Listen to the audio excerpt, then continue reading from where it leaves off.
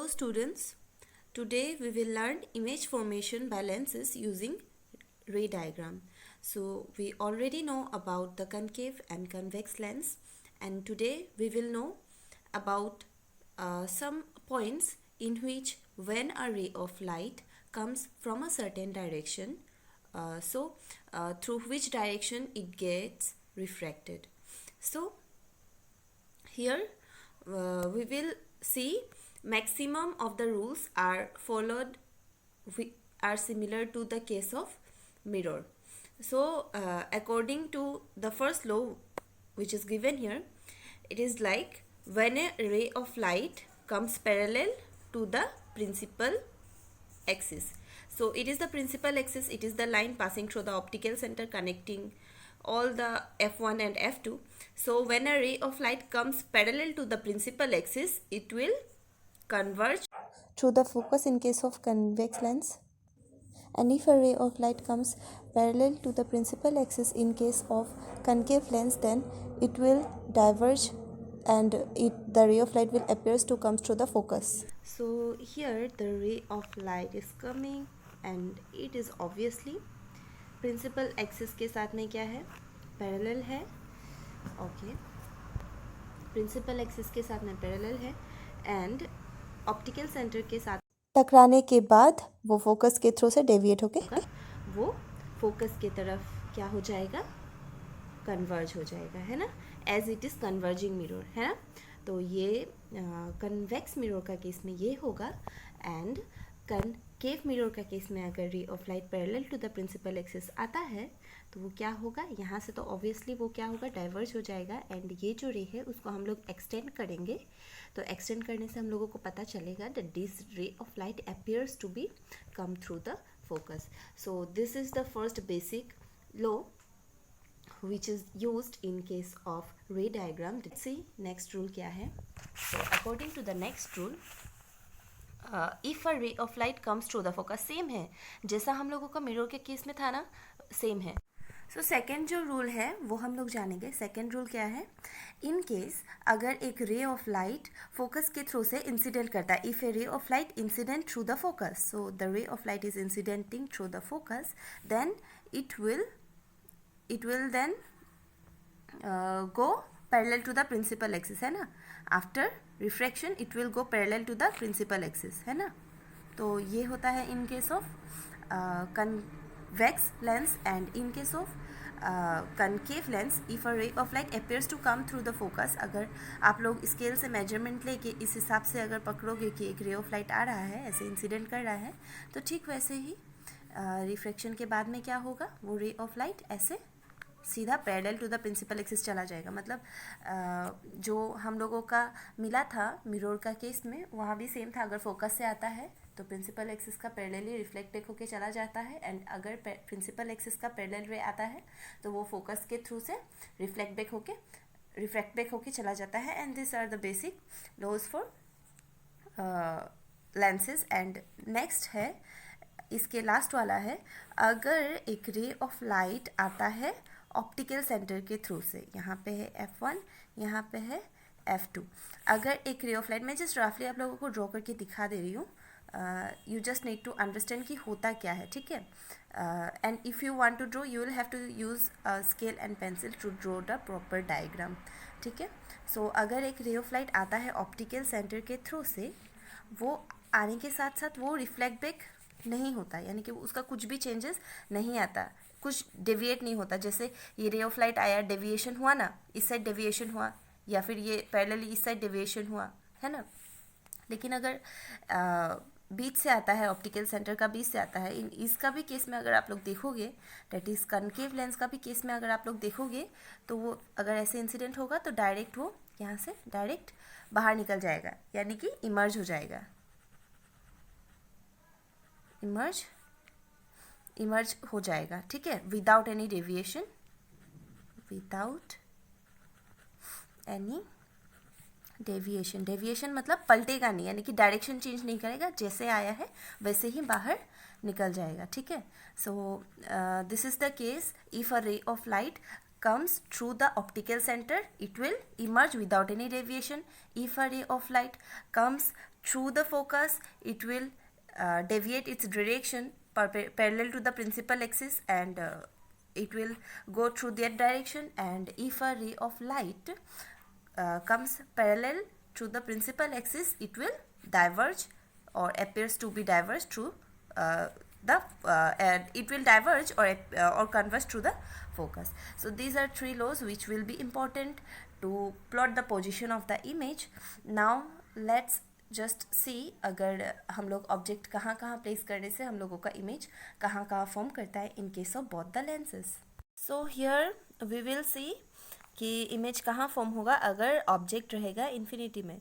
So as we all know, if a ray of light or if a object is at infinity, obviously the ray of light will come parallel to the principal axis, isn't it? तो ये object है जो कि infinity में है and इसमें का जो रे ऑफ लाइट है ऐसे पैरेलली आएगा प्रिंसिपल एक्सिस का. एंड हम लोगों को पता है कि कोई भी रे ऑफ लाइट अगर प्रिंसिपल एक्सिस का पैरेलली आता है तो वो क्या होता है, In case of convex lens, focus के थ्रू से कन्वर्ज होके चला जाता है ना. So this will be the case again. Similarly हम लोग नीचे से भी ड्रॉ करके देखेंगे क्या होगा. ऑप्टिकल सेंटर को क्रॉस करने के बाद वो कन्वर्ज होके फोकस के थ्रू से चला जाएगा. सो यहाँ पे दो रे ऑफ लाइट कन्वर्ज होके कहाँ से क्रॉस किया, फोकस से. तो the position of the image will be at focus, isn't it? So image position is at F2 है ना. F2 है image position and size obviously focus में बहुत ही पॉइंट साइज होगा तो ये होगा पॉइंट साइज्ड और you can write as high. So looking at the nature of the image, what we know previously, we will discuss the thing. So देखिए जब हम लोग मिरर का केस समझ रहे थे तो हम लोगों को क्या मिला था. मिरर का केस में अगर कोई भी इमेज फॉर्म करता है राइट साइड में तो राइट साइड में जो लेफ्ट साइड में, ये लेफ्ट साइड है, अगर कोई भी इमेज लेफ्ट साइड में फॉर्म करता है तो वो इमेज होता है रियल एंड इन्वर्टेड.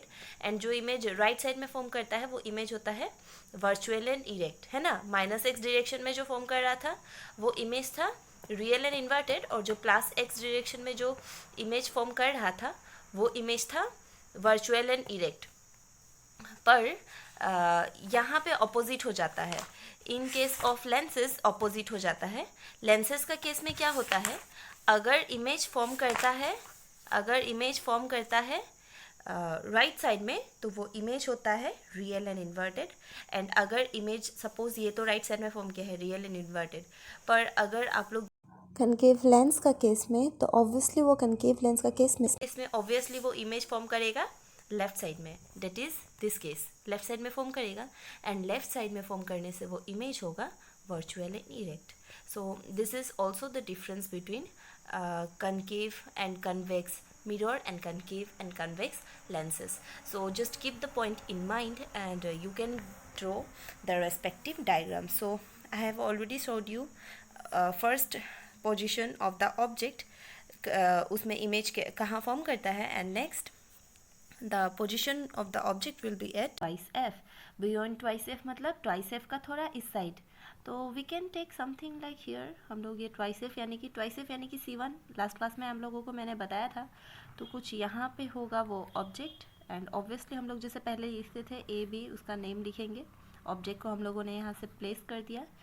तो व्हाट वी नो कि एक अगर रे ऑफ लाइट हम लोग पैरेलली, ऑब्वियसली यहाँ से पैरेलली एक रे ऑफ लाइट जाएगा, है ना. सो ऐसे पैरेलली गया, प्रिंसिपल एक्सिस से पैरेलली गया, and after passing the optical centre it will converge through the focus. Obviously converge through the focus, focus से कन्वर्ज होके चला गया. सो नेक्स्ट रे ऑफ लाइट कहाँ से जाएगा, ये ऑप्टिकल सेंटर से आप लोग है ना पेंसिल से डॉट मतलब शेडेड लाइन एक ड्रॉ कर लेना with the help of pencil and scale, so that it will be easier for you कि कहाँ से वो रे ऑफ लाइट कहाँ से वो डेविएट हुआ, कहाँ से उसका डायरेक्शन चेंज हुआ. ठीक है. एंड आफ्टर डैट यहाँ से एक तो यहाँ से चला गया और एक रे ऑफ लाइट हम लोगों को भेजना पड़ेगा ताकि क्रॉस करे, है ना. क्रॉस करने से इमेज फॉर्म होता है. मैंने मिरर का केस में आप लोगों को क्लियरली समझा दिया था, तो आई होप वो आप लोगों को अच्छे से समझ में आ गया होगा. अगर आप लोगों को वो अच्छे से समझ में नहीं आया तो आप लोग फिर जो मैं मिरर का केस में आप लोगों को समझाई थी वो वीडियो एक बार खोल के देख लेना, then it will be more clear for you.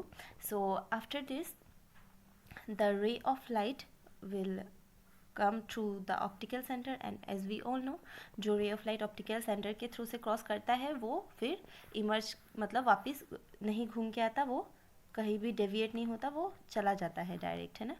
तो यहाँ से जब आप लोग स्केल से मेज़र करके अच्छे से ड्रॉ करोगे, सो समवेयर यहाँ पे क्रॉस करेगा, समवेयर यहाँ पे, that is it is the position between the twice F2 and here, कुछ समवेयर यहाँ पे, मतलब ये ट्वाइस F2 का थोड़ा यहाँ पे एंड F1 का बीच में, ट्वाइस F2 और F1 का बीच में फॉर्म किया है इमेज, है ना।